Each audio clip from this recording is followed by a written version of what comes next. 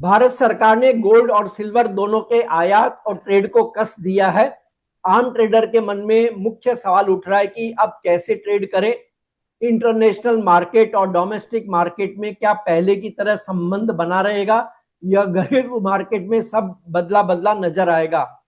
Gold silver के trade पर बात करेंगे इंडसेंड सिक्योरिटीज के सीनियर रिसर्च एनालिस्ट जिगर त्रिवेदी से। मैं हूं कमल शर्मा। जिगर जी, आपका स्वागत है मोलतोल में।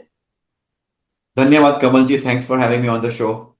जी जिगर जी, इस सप्ताह कौन कौन से डेटा और इवेंट हैं जिन पर बुलियन मार्केट के ट्रेडर को नजर रखना जरूरी है। कमल जी, अगर मैं इस हफ्ते की बात करूं तो सिर्फ एफओएमसी की प्रीवियस मीटिंग की मिनट्स आने वाली है, वो थोड़ा बहुत इंपॉर्टेंट है गोल्ड एंड सिल्वर को लेके। और जो अगर मैं इवेंट की बात करूं तो यूएस और ईरान के बीच में जो भी ये तनाव बढ़ा हुआ है उसको लेके क्या अब डेवलपमेंट होगा उस पे मार्केट की नजर रहनी चाहिए। वीकेंड में हमने देखा कि यूएई की न्यूक्लियर फैसिलिटी पे ड्रोन का अटैक हुआ है। उसके बाद डोनाल्ड ट्रंप का यह स्टेटमेंट भी आया है कि मंगलवार को क्या क्या मिलिट्री ऑप्शंस अब अवेलेबल है, उस पर वो डिस्कशन करेंगे। तो ये दो तीन चीजें हैं जिस पे हमें ध्यान रखना चाहिए। जी, और चीन और अमेरिका की देखिए बातचीत खत्म हो गई है। अमेरिकी राष्ट्रपति लौट भी गए हैं अपने देश। ईरान और गाजा में फिर से हमले हुए हैं। इन दोनों घटनाओं को आप बुलियन मार्केट के लिए कैसे देखते हैं। बुलियन मार्केट के लिए ये दोनों घटनाएं थोड़ी नेगेटिव है कमल जी। सी एस्केलेशन होना, ये वॉर का एस्केलेशन होना मतलब कि क्रूड की प्राइसेस और बढ़ेगी, क्रूड की प्राइसेस और बढ़ेगी मतलब एनर्जी कॉस्ट बढ़ेगी, इन्फ्लेशन बढ़ेगा। यूएस में भी इन्फ्लेशन बढ़ेगा, क्यों नहीं।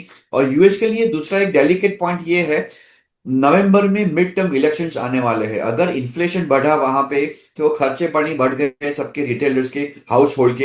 हो सकता है मिड टर्म इलेक्शंस में रिपब्लिकन्स को उतने वोट ना मिले तो डोनाल्ड ट्रंप की पार्टी को नेक्स्ट इलेक्शन, प्रेसिडेंशियल इलेक्शन के लिए दिक्कतें आ सकती है।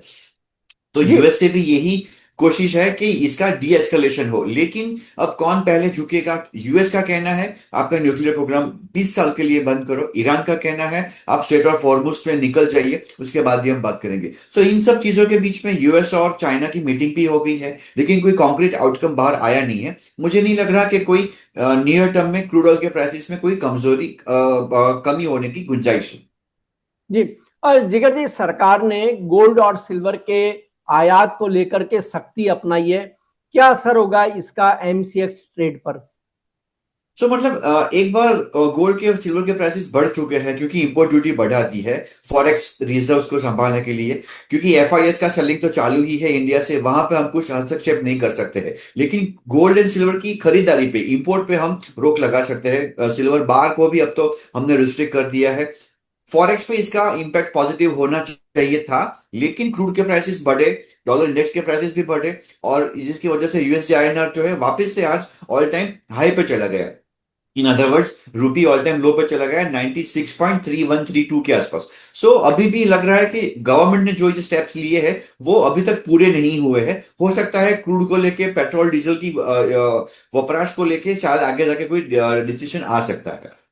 जी, और तो गोल्ड सिल्वर पे जिस तरह शिकंजा कसा है, उसके बाद एक ट्रेडर को ट्रेड में क्या चेंजेस देखने को मिलेंगे या ट्रेड प्रभावित नहीं होगा।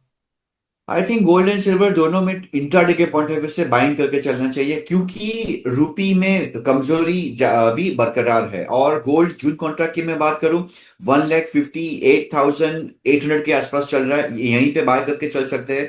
1,58,600 के स्टॉप लॉस के साथ 1,59,200 के लिए। सिल्वर, सिल्वर जो एक ऐसी कमोडिटी है जो रीयूजेबल एनर्जी है, बैटरी है, यहाँ पे उसका एक्सटेंसिव यूजेज है इंडस्ट्रीज में। हो सकता है बार के रिस्ट्रिक्शंस की वजह से थोड़ा बहुत मार्केट में सप्लाई शॉक दिखेगा, लेकिन इंडिया की इकोनॉमी के लिए ये चीज अच्छी है कि फॉरेक्स जो है अपना हम यहाँ पे ही रखें।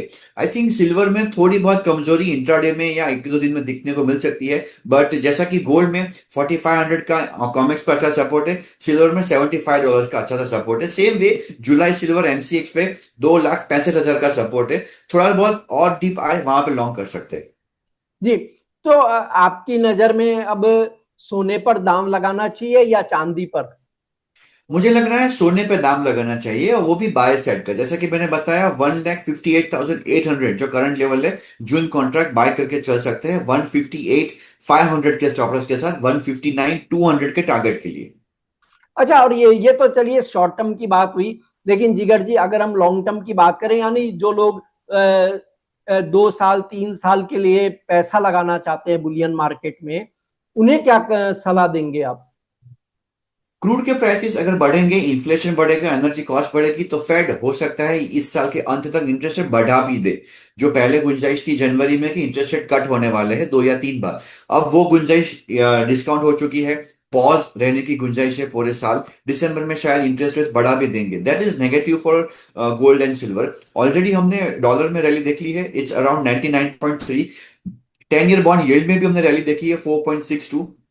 यहां से अगर क्रूड के प्राइसेस 10% भी बढ़ते हैं, गोल्ड सिल्वर दोनों में अच्छा सा करेक्शन आने की पॉसिबिलिटी है।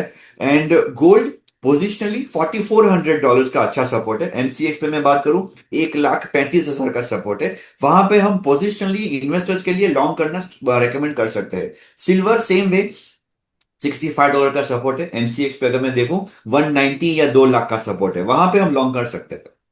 जी, आपका कोई डिस्क्लेमर जिगर जी? जिस कमोडिटीज एंड करेंसीज पे हमने डिस्कशन किया है, कोई पर्सनल ट्रेड नहीं है, बट स्टिक स्टॉप लॉस के साथ क्लाइंट्स को रेकमेंड किया जा सकता है। धन्यवाद। जी, आपका धन्यवाद, शुक्रिया जिगर जी। शुक्रिया। इन्वेस्टमेंट या ट्रेडिंग के लिए सबसे जरूरी है सही समय पर सही खबर, और उसके लिए आपको चाहिए सही ऐप। मोलतोल डाउनलोड कीजिए, आपको मिलेगा रोजाना मार्केट अपडेट और ब्रेकिंग न्यूज, एक्सपर्ट एनालिसिस और ट्रेडिंग व्यू, सोना चांदी के सटीक लेवल और ट्रेंड, एग्रीकल्चर कमोडिटी की खास रिपोर्ट, आसान भाषा में मार्केट की जानकारी। एंड्रॉइड फोन के लिए प्ले स्टोर पर जाकर डाउनलोड करें मोलतोल, कमोडिटी ट्रेडर्स का नंबर 1 ऐप।